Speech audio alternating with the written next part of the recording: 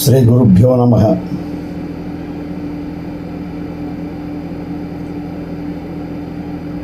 ఓం ద్రాం దత్తాత్రేయాయ నమః. ఉగాది పర్వదినం. కాలాన్ని భగవత్ రూపంగా భావిస్తే, భగవంతుని యొక్క రూపంగా భావిస్తే ప్రతిరోజు, ప్రతి నిమిషము, ప్రతి క్షణము పండుగ, ఆనందమే. ఇట్టి పవిత్ర విశాల భావన లేకుండా ఆచరించే పండగలు శుద్ధ దండగలు అవుతాయి. పిండి వంటలు మొదలు పదార్థాలు తిని రజస్తమయ గుణాలు నింపుకోవడం తప్ప సాత్వికమైన ప్రవృత్తి లభించదు. అందువలనే మన పూర్వులు ప్రతి పండగకు ఒక అధిష్టాన దైవం, ఒక పూజ, ఒక నియమం, ఒక ఆహార విశేషాలు ఏర్పాటు చేయడం జరిగింది. మనం పవిత్ర భావంతో చేసే ప్రతి కార్యము ఇహపర ఆనందదాయకమే అవుతుంది. ఇహపర ఆనందదాయకమే అవుతుంది.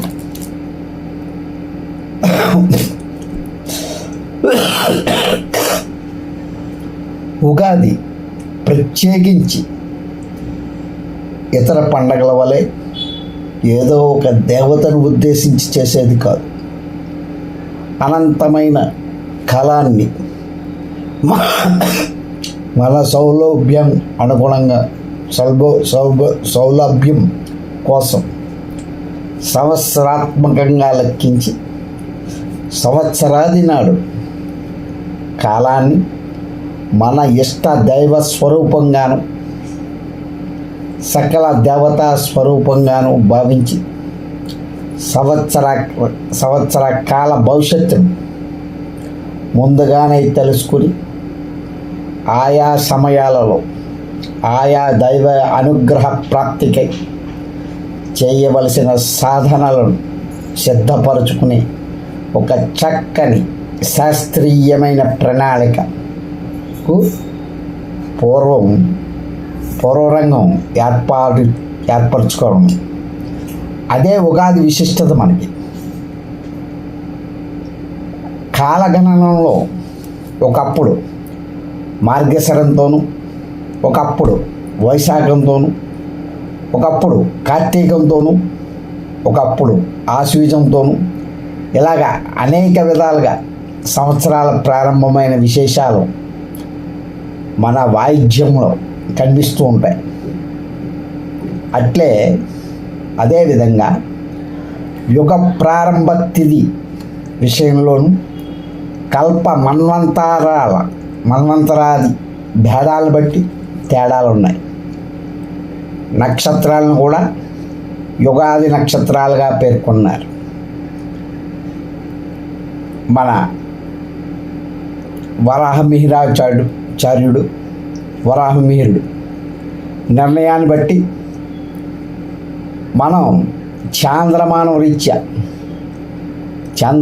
రీత్యా చైత్రమాసాన్ని సంవత్సరాది ప్రారంభంగా భావించి చైత్రమాస శుక్లపక్ష పాడ్యమి నాడు బ్రహ్మదేవుడు సృష్టిని ప్రారంభించాడని అన్న విషయం శాస్త్రవాక్కును ప్రమాణంగా గైకొని దీన్నే మనం యుగాదిగా గణించి ఉగాది పండుగను మనం ఆచరిస్తున్నాం. ప్రతి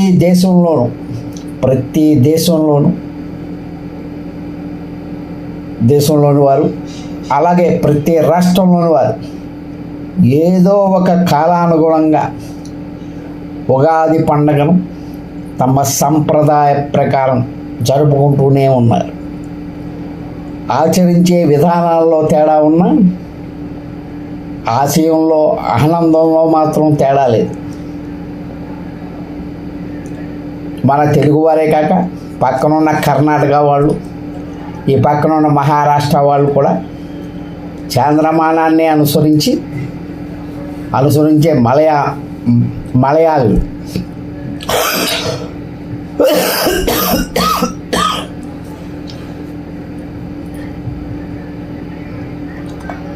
మొన్నవారు ఉగాది పండుగను చైత్రమాస శుక్లపక్ష పాడ్యమ రోజునే ఆచరిస్తున్నారు. మనం జీవిస్తున్న ఈ సృష్టిలో జరిగిన రోజు ఈ సృష్టి జరిగిన రోజును ఒక పండగగా, ఒక పుట్టినరోజు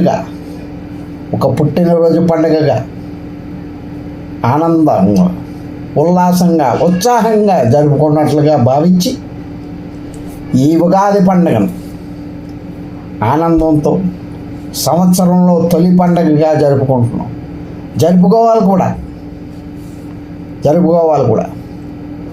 సూర్యోదయానికి పాడ్యమున్న రోజున చైత్ర శుక్లపక్ష పాడ్యం ఈ పండగను ఆచరించాలి.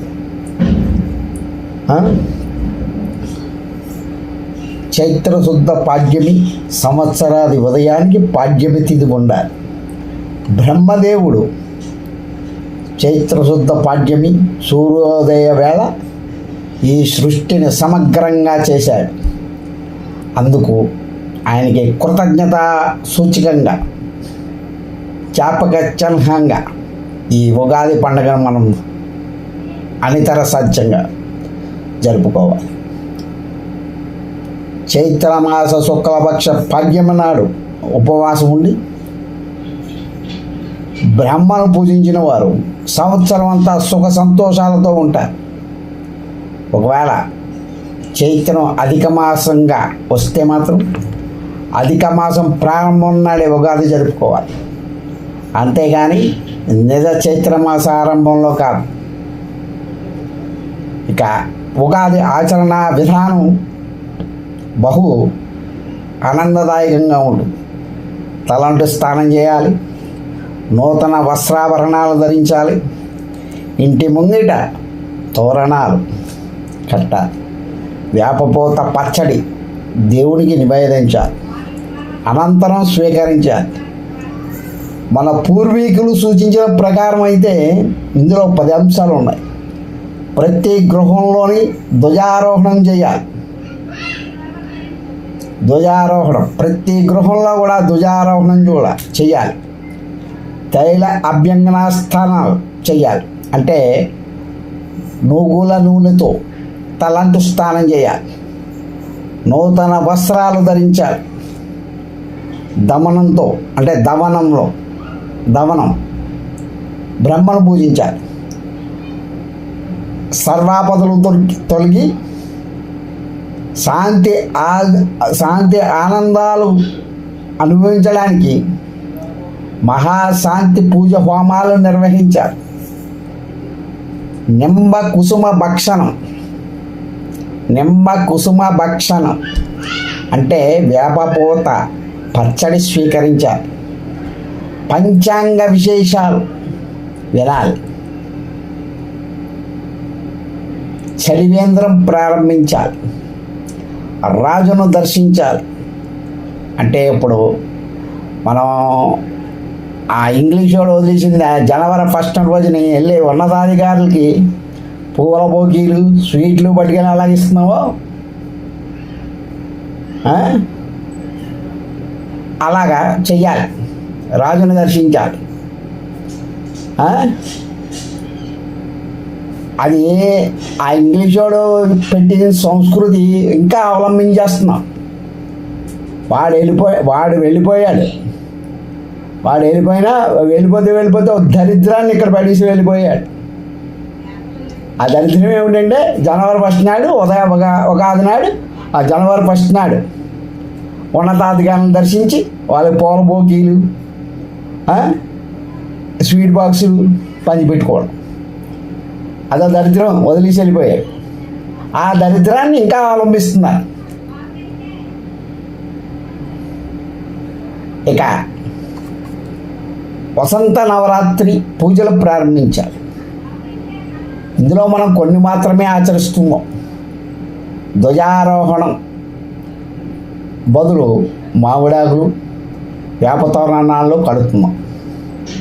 ఆలయాల్లో దేవతాది మందిరాల్లో అరటి స్తంభాలు కడుతున్నాం. శుభ్రంగా తలంటు స్నానం చేస్తున్నాం. నూతన వస్త్రధారణ కూడా చేస్తున్నాం.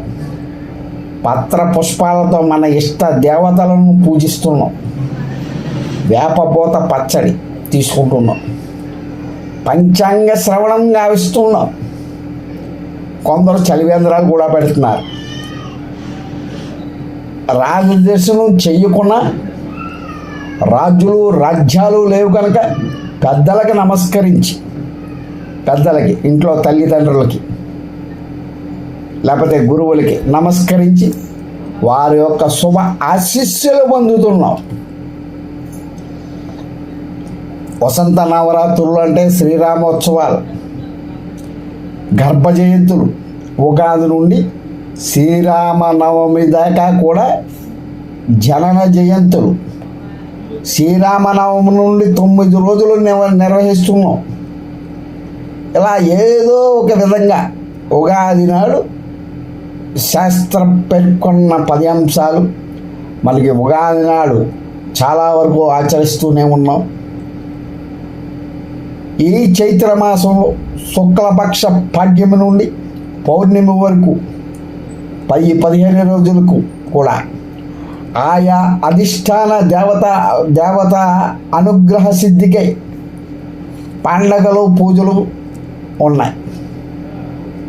వసంత శరదృతువులు యమదృష్టలను జ్యోతిష్య శాస్త్ర వచనం మృత్యువు తాండవం చేసే రోజులు కనుక అపమృత్యువాత పడక ఆయురారోగ్య ఐశ్వర్యాలతో వర్ధిల్లడానికి వసంత ఋతువు ప్రారంభంలో శ్రీ మహావిష్ణువుని అంటే శ్రీరాముణ్ణి, శరత్ ఋతువు ప్రారంభంలో పరాశక్తి ఆదిపరాశక్తి అమ్మ దుర్గమ్మని పూజించాలని మనకి పెద్దల నిర్ణయం.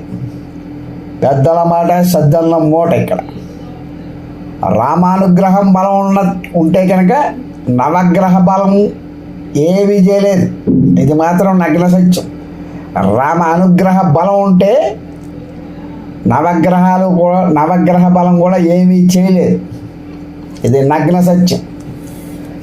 చైత్ర ఆశ్వీజ మాసారంభంలో వాతావరణంలో ఉష్ణోగ్రతలో ప్రకృతిలో జరిగే విపరీతమైన మార్పులే మృత్యువుకి కారణాలు కనుక దేవతా పూజల నెపంతో ఆరోగ్యం, మనశ్శాంతి, ధైర్య ఉత్సాహాలు, భక్తి శ్రద్ధలు, భవిష్యత్ కార్యక్రమ నిర్వహణపై పట్టుదల, అడ్డంకులు తొలగించుకోవాలనే కోరిక ఏర్పడి మనం మన జీవితాన్ని తీర్చిదిద్దుకుంటున్నాం. దీనికి తోడు చేసిన పూజాబలం ఎప్పుడూ వెన్నింటే ఉంటుంది. ఈ తైలాభ్యంగనం తలంటుకోవడానికి నువ్వుల నూనెయే శ్రేష్టం. ఉగాది నాడు తలంటి స్నానం చేయని వారు నరకానికి పోతారు. ఇలా అనడం విధిగా ఆనాడు మనం అభ్యంగన స్నానం చేయాలని నిర్దేశించడమే. తలంటు స్నానం వల్ల శరీరంలోని అన్ని ఇంద్రియాలకు పాఠవం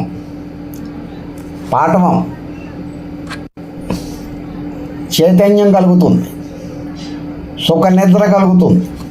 ఆరోగ్యపరంగా నువ్వుల నూనె చాలా మంచి గుణాలు ఉన్నాయి.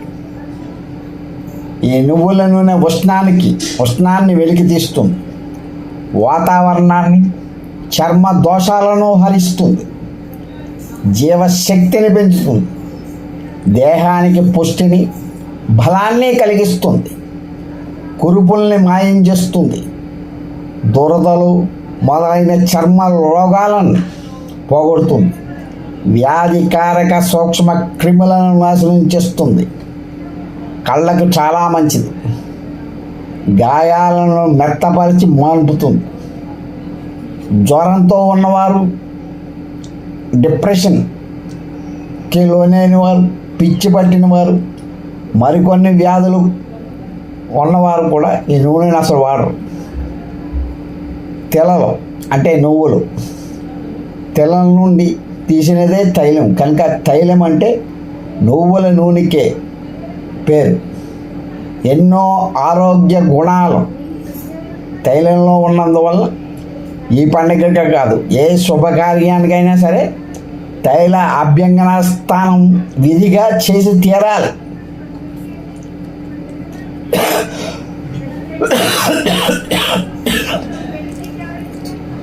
తమకిష్టమైన నూతన వస్త్రాలు ధరించడం వల్ల మానసికంగా శారీరకంగా ఉల్లాసంగా ఉత్సాహంగా ఆనందంగా తెల్లుబుగుతుంది. మాసిన పాత దుస్తులు అనారోగ్యకరం, కొత్త దుస్తులు ఆరోగ్యకరం. దరిద్రులైనా సరే పండగ నాడు తలంటు స్నానం చేసి కొత్త గుడ్డలు ధరించడంతో ఆ రోజైన తన దరిద్రాన్ని కష్టాలని మరిచి అందరితో సమానంగా ఆనందాన్ని పొందగలుగుతాడు. ఈ విధంగా అన్నానని గొప్పలకు పోయి మితిమీరి ఖర్చులు చేయడం పనికిరాదు. విలువైనవి కొనుక్కోకూడదు. అందరూ సమానంగా సుఖంగా ఉండడం అనే సమానత్వ భావన ఆశయం ఉంటుంది. ఇక ఇష్టదేవతా పూజ. సంవత్సరాది నాడు తమ ఇష్టదేవతలను పూజించడం. ఈ సంవత్సరం అంతా నాలో దైవానుగ్రహాన్ని పుష్కలంగా ఉంటుంది. ఏ కార్యాన్నైనా విజయవంతంగా నిర్వహించగలరనే ధైర్యం, మనోబలం, ఆత్మవిశ్వాసం మనకి మన ఇష్ట దేవత ద్వారా ఏర్పడుతుంది. ఇంకా వేప పువ్వు పచ్చడి. ఉగాది నాడు వేపపూత పచ్చడి తప్పకుండా స్వీకరించాలి. నింబ కుసుమ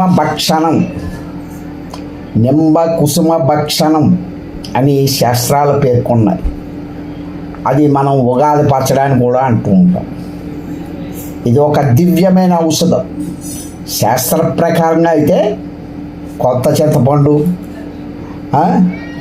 తెచ్చి నీటితో పిసికి గుజ్జుల్ని ఉట్లని తొక్కలు లేకుండా తీసేసి చిక్కటి గుజ్జు తయారు చేసుకుని అందులో కాడలు పుల్లలు లేకుండా శుభ్రపరిచిన వేప పూలు అందులో కొద్దిగా బెల్లం వేసి కొద్దిగా నెయ్యి వేసి కలియబెట్టి దేవుడికి నివేదించాలి. ఉదయాన్నే పరగడుపునే స్వీకరించాలి. ఈ వేప పూతను స్వీకరించడం వల్ల నూరేళ్ళ ఆయువు, వజ్ర సమానమైన దేహం, సర్వ సంపదలు చేకూరి సంవత్సరం అంతా సుఖంగా ఉంటారని మన పెద్దల మాట. కొత్త చింతపండు బెల్లంలో ఉండే దోషాల తీవ్రత ఉగాది నాటికి తగ్గి అప్పటి నుంచి అవి ఆరోగ్యప్రదులై రుచి శుచి కలిగి ఉంటాయని మన పూర్వీకుల యొక్క నిర్ణయం. ఈనాడు వేపపోత గుజ్జులో శాస్త్రంతో పని లేకుండా ఇంకా కొన్ని చేర్చుకుని ఇతరత్ర షడ్రుచులకు సాంకేతికమని అన్వయించుకోవడం ఒక ఆచారం అయిపోయి మామిడి మొక్కలు, ఉప్పు, చెరుకు మొక్కలు, అరటి పళ్ళు, తేనె అని కొందరు కలుపుతారు. కొందరు మిరియాల పొడి కూడా లేదా పచ్చిమిరపకాయ ముక్కలు వేస్తూ ఉంటారు. మసాలాల దినుసులు వేసేవారు కూడా ఉన్నారు. ఈ ఉగాది పచ్చడిలో మసాలా దినుసులు, ఉప్పు అస్సలు వాడరాదు. ఉగాది పచ్చడిలో మసాలా దినుసులు, ఉప్పు అస్సలు వాడరాదు. వసంత ఋతువు ప్రారంభంలో ఆ కాలంలో దొరికే వేప పువ్వు, బెల్లము, చింతపండు కలిపి సేవించడం రాగల కాలానికి స్వాగతం చెప్పడం అవుతుంది. మధుర ఆమ్ల ద్రవ్యాలతో చేర్చి చేదు రసం ఉండే వేప పువ్వును గుజ్జుగా చేసుకుని తినడంలో తీయని నోట. పండగ పూట చేదు తినడమే కదా, కానీ చేదు వస్తువును తీపి పులుపు పదార్థాలతో కలిపి తినడం కాలానుగుణంగా ఏర్పడే త్రిగుణాత్మకమైన కష్ట సుఖాలనే ద్వంద్వాలకు మేము సిద్ధంగా ఉన్నాము. ఏ కాలానికి ఏది వచ్చినా సరే సంతోషంగా స్వీకరించి అనుభవిస్తాం అనే ఒక శపథం చేయడాన్ని ఈ నింబ వృక్ష భక్షణం, నింబ కుసుమ భక్షణం,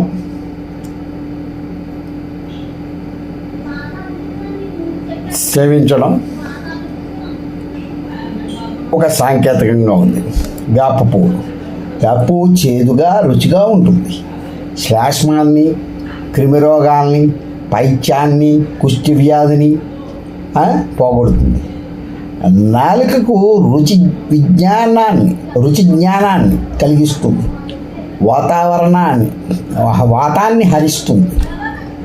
వేప పువ్వును నూనెతో కానీ నెయ్యితో కానీ వేయించి ఆ మాత్రం ఉప్పు కారం కలిపి అన్నంలో స్వీకరిస్తే ఆరోగ్యానికి మంచిది. మన వాళ్ళు ఈ మధ్యన ఏమిటంటే షుగర్ పేషెంట్లు వాళ్ళు ఆ వేప పళ్ళు అవి తింటూ ఉంటారు, వేప చిగుళ్ళు తింటూ ఉంటారు. అలా కాకుండా వేప పువ్వును నూనెతో కానీ నెయ్యితో కానీ వేయించి ఉప్పు కారం కలిపి ఆ మాత్రం అన్నంతో స్వీకరిస్తే ఆరోగ్యానికి మంచిది. వేప గాలి, వేపాకులు, వేప నూనె, వేప సంబంధమైన అన్నీ కూడా ఆరోగ్యప్రదమే.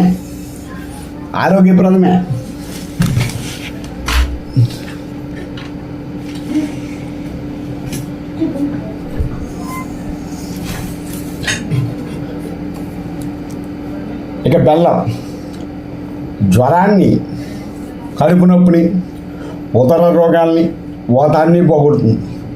ఒంటిలో నీటిని హరిస్తుంది, నీరసాన్ని తగ్గిస్తుంది.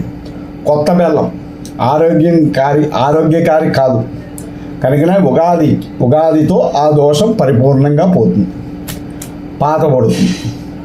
పచ్చడిలో సేవించినందున ఆరోగ్యాన్ని కలిగిస్తుంది. గుండె దడను తగ్గిస్తుంది, కడుపులో మంటను తగ్గిస్తుంది, నిద్ర పట్టిస్తుంది. మితిమీరి సేవించకూడదు ఏది కూడా మితిమీరి తీసుకోకూడదు. చింతపండు, కొత్త చింతపండు ఆరోగ్యకరం కాదు. కానీ ఉగాది నాటికి చింతపండు కొత్తదనం పోతుంది. ఆనాటి నుండి పాత చింతపండు కనీసం 2-3 నెలలైనా గడవాలి. ఉష్ణాన్ని తగ్గిస్తుంది. వాత పైత్య శ్లేష్మ రోగాలను హరిస్తుంది.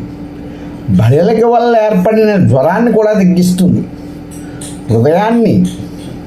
హృదయానికి బలాన్ని కలిగిస్తుంది. జీర్ణశక్తిని పెంచుతుంది. నెయ్యి ఆయురారోగ్యాలను ఇస్తుంది. కంటికి మంచిది, జీర్ణశక్తిని ఇస్తుంది. బుద్ధి బలాన్ని కూడా పెంచుతుంది. శరీర కాంతినిస్తుంది. విషాన్ని హరిస్తుంది. పిచ్చిని తగ్గిస్తుంది. రక్తాన్ని శుభ్రపరుస్తుంది. ఓజస్సును పెంచుతుంది. అంటే శక్తి కాంతిని పెంచుతుంది. మామిడి పిందెలు వడదెబ్బను హరిస్తాయి. ఇలా ఎన్నో ఆరోగ్యకరమైన విషయాలు ఉన్నాయి. ఆరోగ్య గుణాలు ఉన్న వేపపూత పచ్చడి సేవించడం, అందరి గుణాలు రక్తంలో కలిసిపోయి సంవత్సర కాలం వాటి ప్రభావాన్ని మనకి చూపుతూనే ఉంటాయి.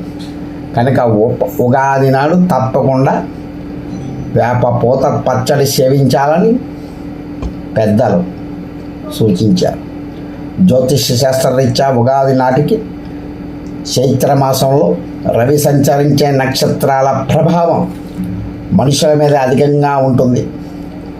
ఈ మాసంలోనే రవి మేషరాశిలో సంచారం ప్రారంభిస్తాడు.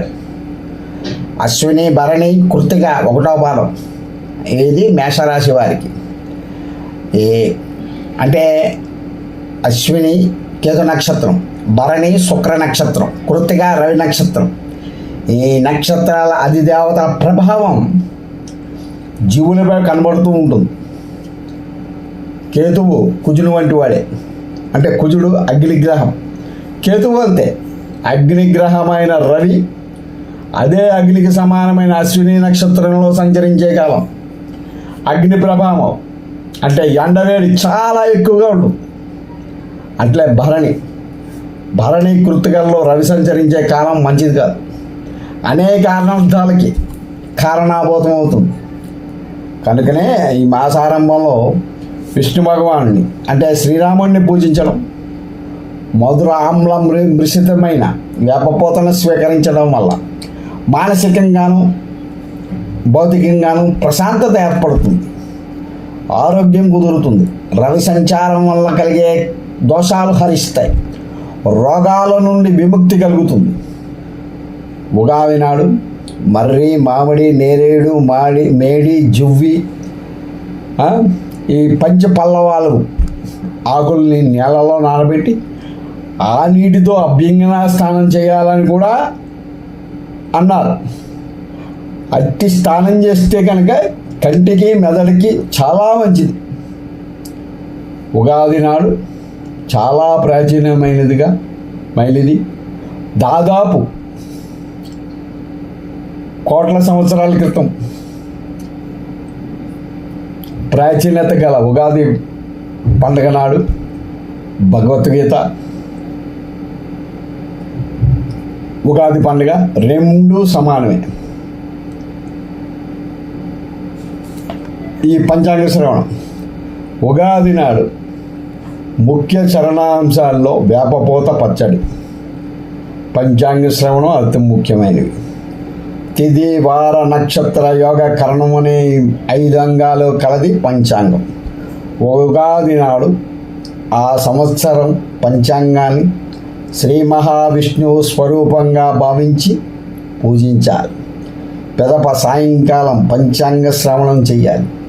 పంచాంగంలో 5 ప్రయోజనాలు ఉన్నాయి. సంపద కోరేవాడు తిథి విషయమై జాగ్రత్త వహించాలి. దీర్ఘాయుష్షు కోరేవాడు వారం విషయంలో, పాప విముక్తి కోరేవాడు నక్షత్ర విషయంలో, రోగ విముక్తి కోరేవాడు యోగ విషయంలో, కార్యసిద్ధి కోరేవాడు కరణం విషయంలో జాగ్రత్త వహించాలి. అంటే ఏ పని చేసినా పంచాంగ శుద్ధి అంటే తిథి, వార, నక్షత్రాదుల శుభత్వం అనుకూలం చూసుకుని తెలుసుకుని ప్రవర్తించాలి. గ్రహ నక్షత్రాదుల ప్రభావం తెలుసుకుని ప్రవర్తిస్తే జీవితంలో సుఖశాంతులతో వర్ధిల్లుతుంది. ఇందుకు పంచాంగ శ్రవణం, పంచాంగ విజ్ఞానం చాలా అవసరం.